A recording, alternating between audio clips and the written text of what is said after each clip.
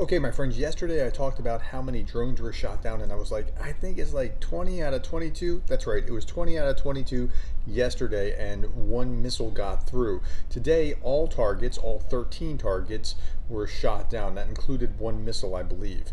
Okay, 1,210 Russian casualties today, 11 tanks, 24 armored vehicles, 45 artillery pieces, 86 vehicles and fuel tanks. So the tempo went back up.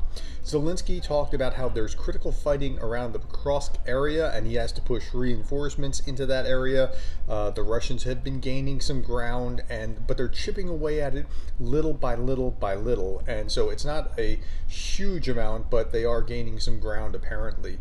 Now, despite withdrawing from Krinkny, now you remember this has been some time ago. They withdrew from Krinkny, where they're harassing on the other side of the river, and despite withdrawing from there, they're still harassing the Russians on the river and on the little islands around the river, to the point that the Russians they just can't maintain their presence or their boats on the river.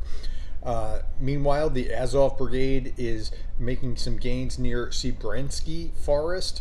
And they're chipping away at it, but again, we're not seeing huge gains one way or another. What we're seeing is little ground gain here and a little ground there, and despite heavy losses. Okay, so what are the Ukrainians doing back to the Russians? So Ukrainian UAVs attacked Ryazan an airfield there and an oil refinery.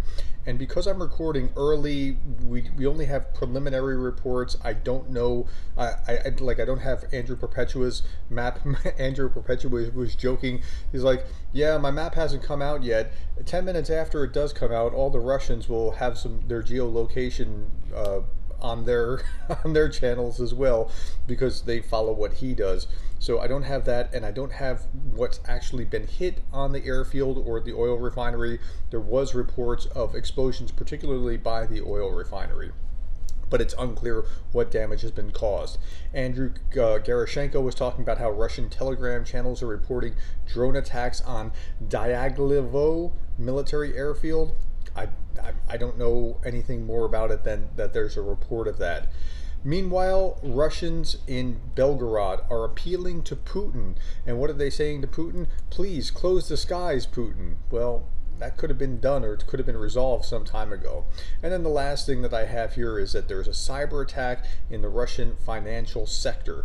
And that means that Russians are unable to get their money out, and that includes ATM machines. So that's making life a little bit miserable for the Russians. All right, my friends, I will be back later on this evening with another 3 Big Stories report. Thank you for your time. Thank you for the likes and the shares and the subscribes. And thank you for being the kind of person that cares about Ukraine.